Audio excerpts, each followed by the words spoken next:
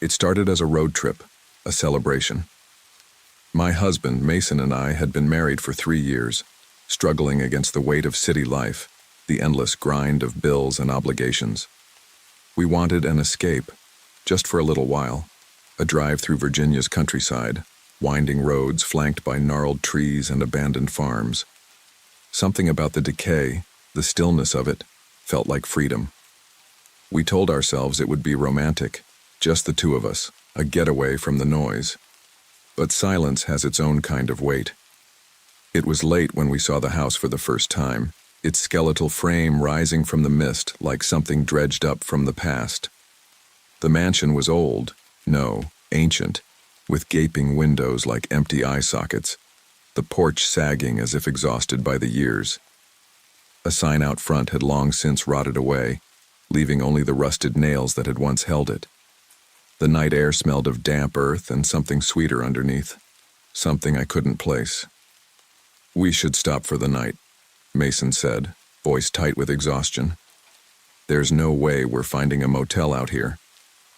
I hesitated. Every horror story I'd ever heard whispered in the back of my mind, warning me, warning me. But logic won. The house was there. It was shelter. We were tired. The front door groaned open under Mason's touch, revealing a grand entryway draped in cobwebs. The chandelier above was thick with dust, its crystals dulled by time. A grand staircase curled into darkness, the kind of thing you'd see in old black and white films, where ghosts glided down in lace gowns. Our footsteps echoed on the warped wooden floors, swallowed by the vastness of the place. "Hello?" Mason called out. His voice barely carried. No answer. We should have left. Right then, right there. But we didn't. There was something about the house that felt waiting. Not abandoned, not entirely. It felt lived in, just beneath the surface, as if the walls themselves were holding their breath. I ran my fingers over the peeling wallpaper. Floral patterns faded into ghosts of themselves. A draft slithered through the hall, carrying with it the faintest whisper of something rotting. And then we heard it. A soft creak overhead. Mason stiffened, turning his gaze toward the ceiling. The noise was subtle, almost gentle, like the weight of someone shifting in bed just above us. "Probably the wind," he muttered. But there was no wind. I told myself it was paranoia, that old houses made noises, that our minds were playing tricks. We set up in a parlor off the main hall, where an old fireplace loomed, its grate stuffed with crumbling logs that had long since turned to dust. Mason found an old couch, pushing off the heavy white sheet draped over it, sending a cloud of dust into the air. We settled in, listening to the house breathe. Somewhere in the distance, a clock chimed, but there was no clock. The sound came again from upstairs, a shuffle, a thump, slow, deliberate movements, not the house settling, not the wind, something alive. Mason sat up. "Did you hear that?" I nodded, my mouth dry.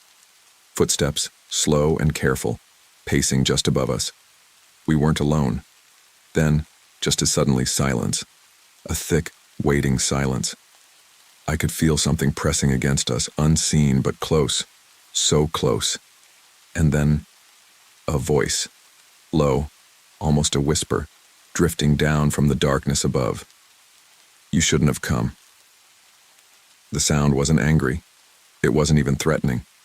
It was something worse. It was calm, absolute, a truth spoken aloud. And in that moment, I knew. We had made a mistake.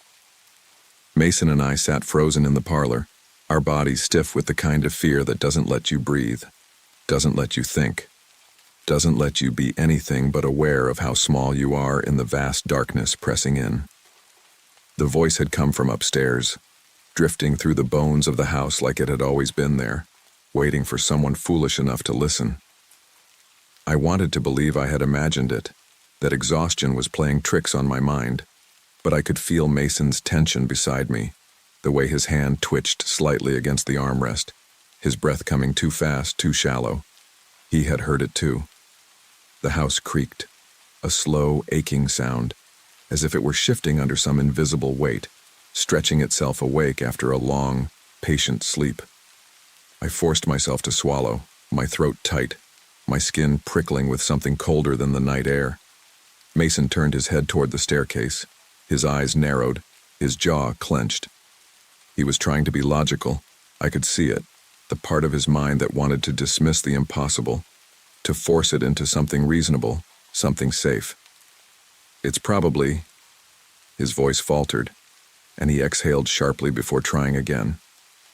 It's probably just an old pipe or the wind pushing against a loose board, but I could hear the doubt in his voice. We both knew what we had heard. I shook my head slowly, gripping my own arms as if I could hold myself together. That wasn't the house, Mason. My voice was barely above a whisper. That was a person.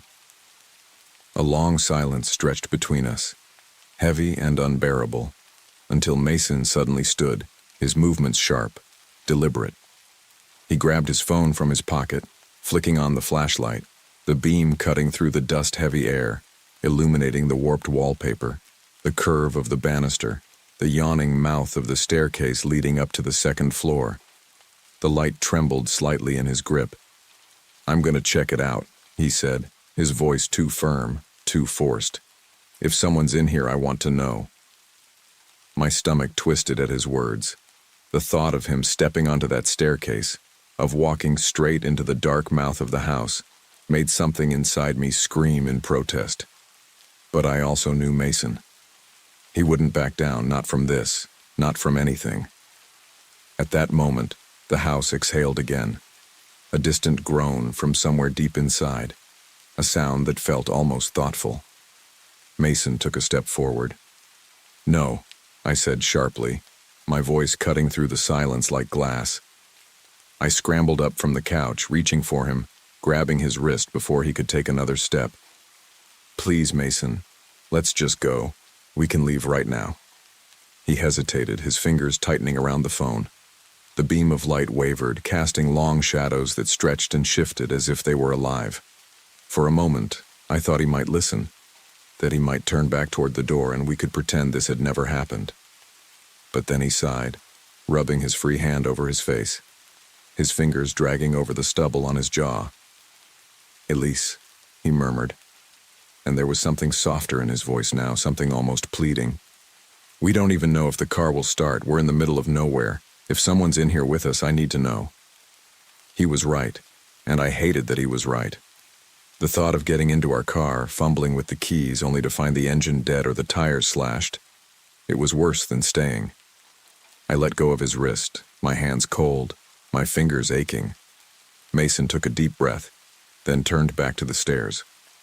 The first step let out a long, slow wail beneath his weight, the kind of sound that made my teeth clench. The second was worse. The flashlight beam danced over the peeling wallpaper, illuminating dust motes suspended in the still air, making the darkness beyond the railing seem even thicker. I followed.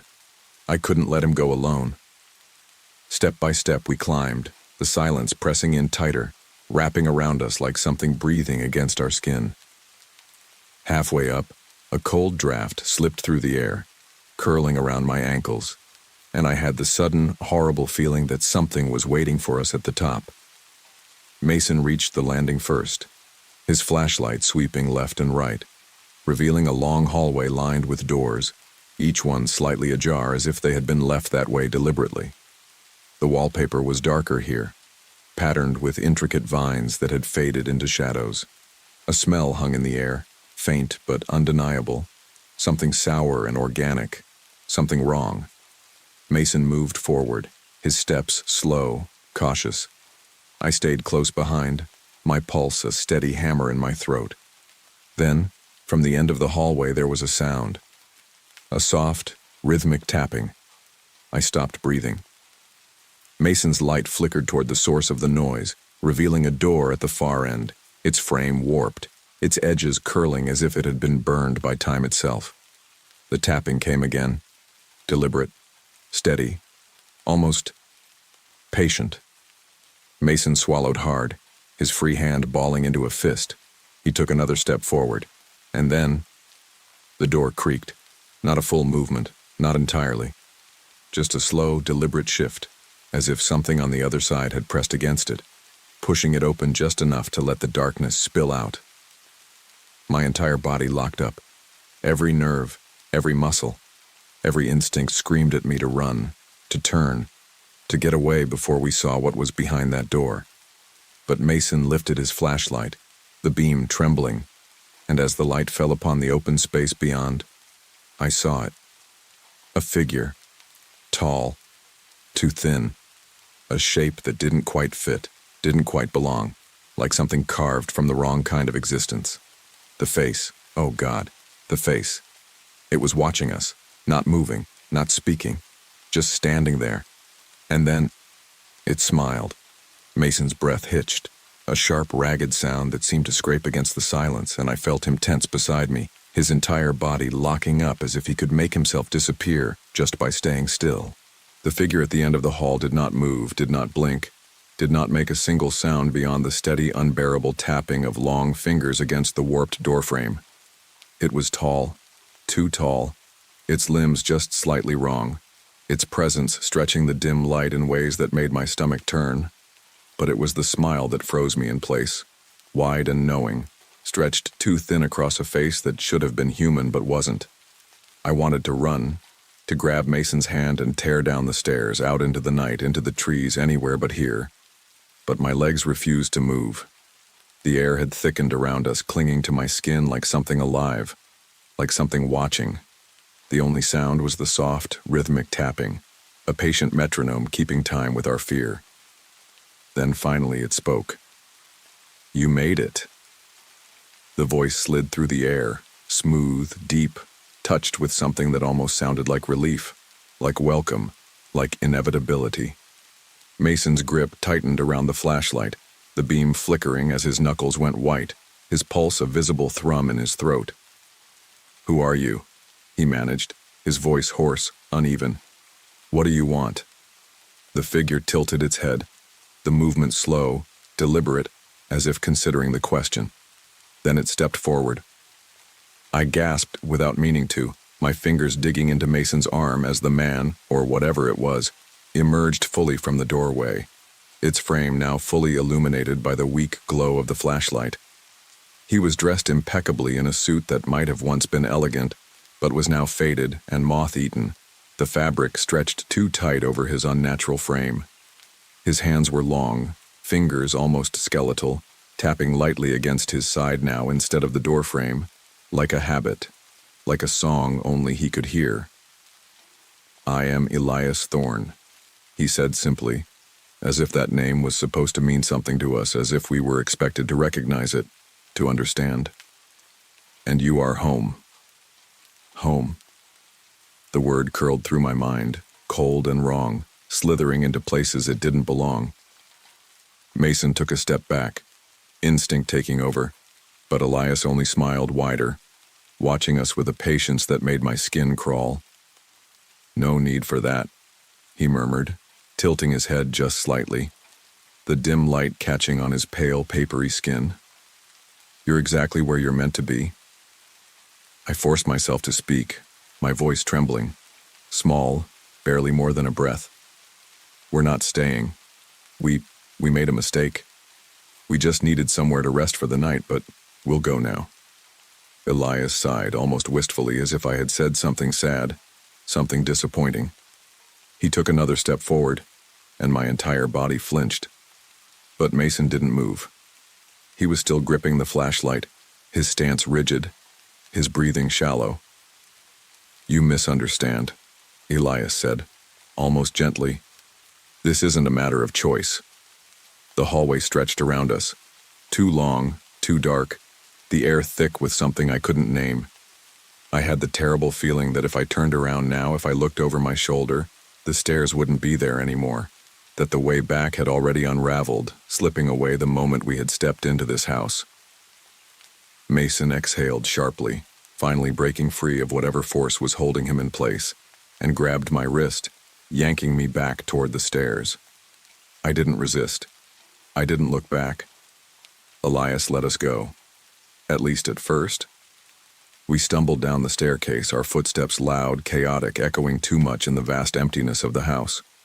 The front door was ahead, just a few more feet, and my fingers were already reaching for the handle when a voice, calm and absolute, filled the space around us. "If you open that door, you will not like what you find."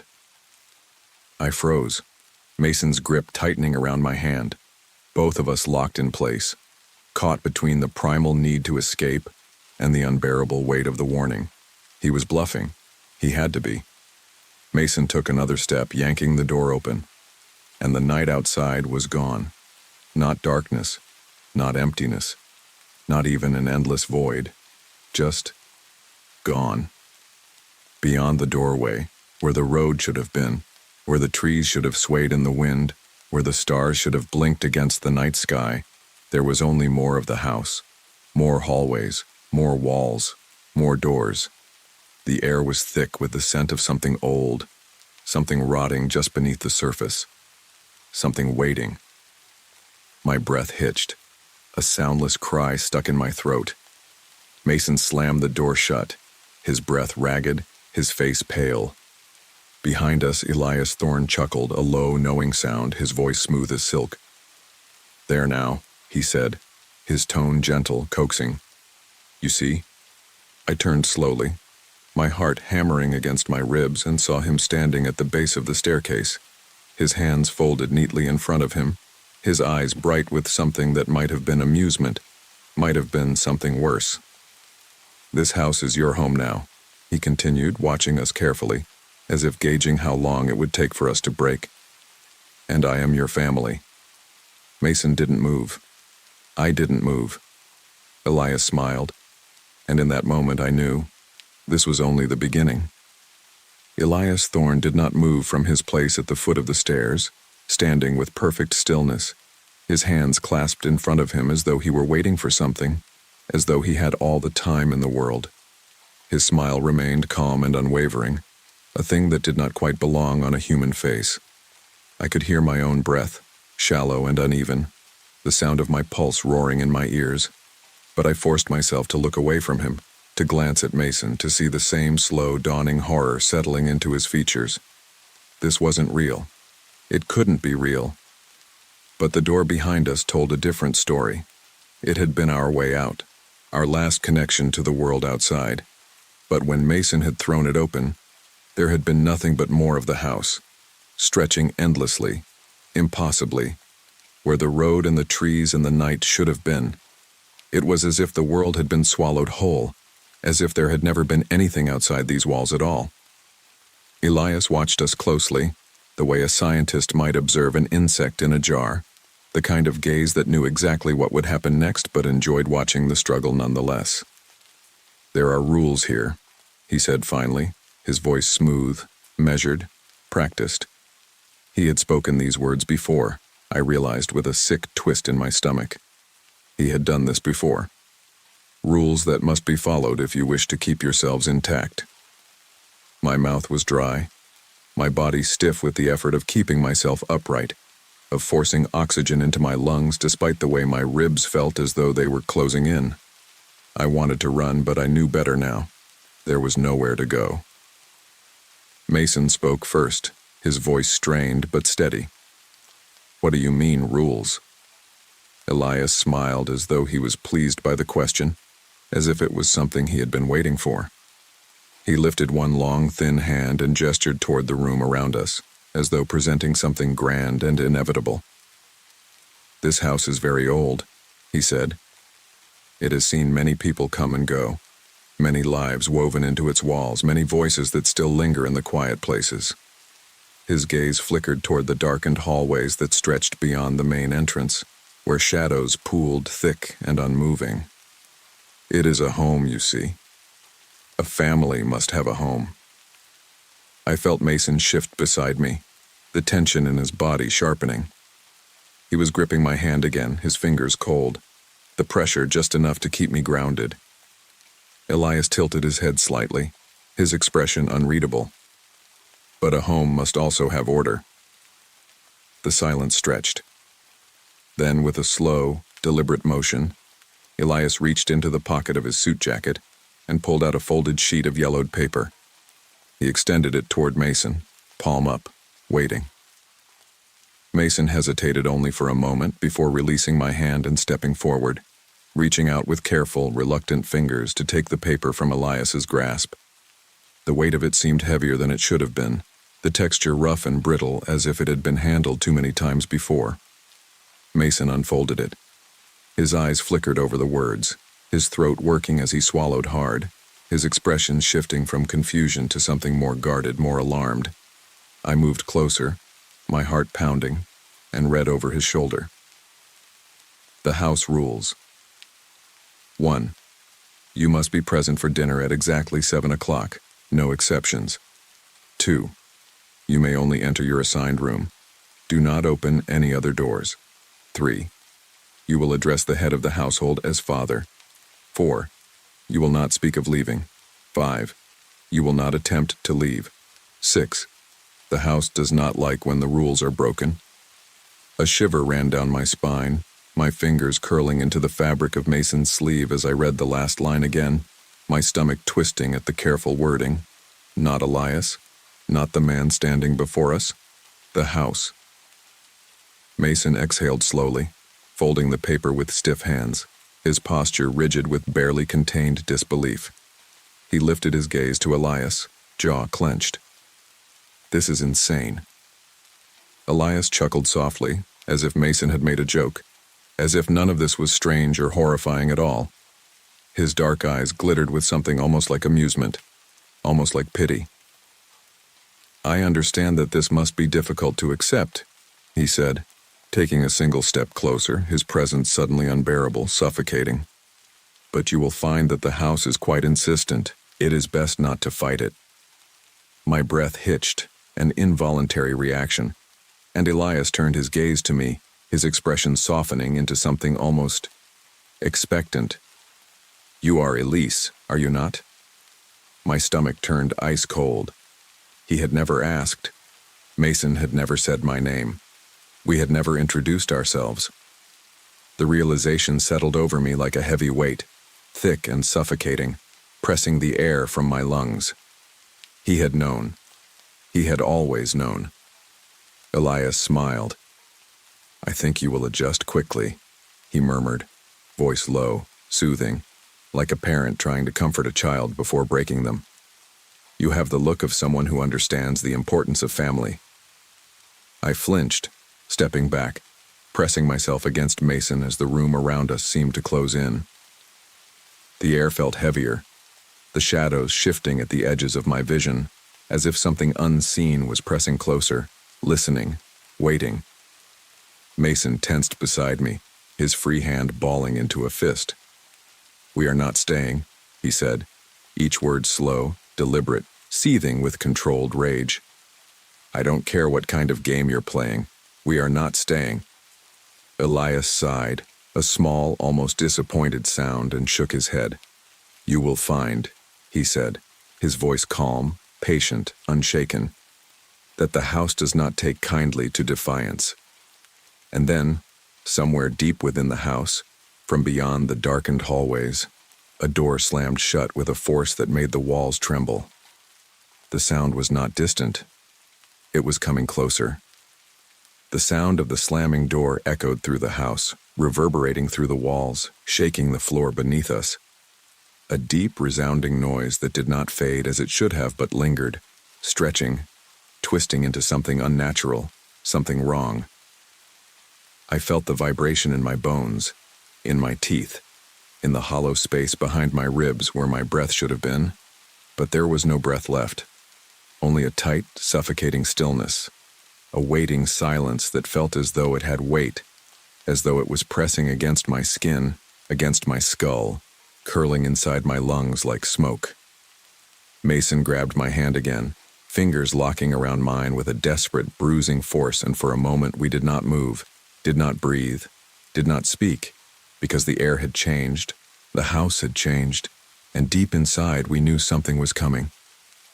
Elias Thorne did not flinch at the sound, did not turn his head, did not react at all except to watch us with an expression of quiet amusement, as though this was a moment he had seen play out countless times before, as though he already knew the ending, as though it had already been written.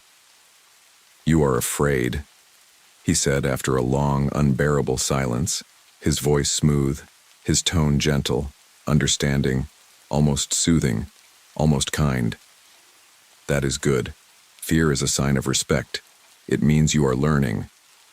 Mason let out a sharp, unsteady breath, his grip tightening on my hand, and I could feel his pulse in his fingers, fast and erratic, his skin damp with sweat.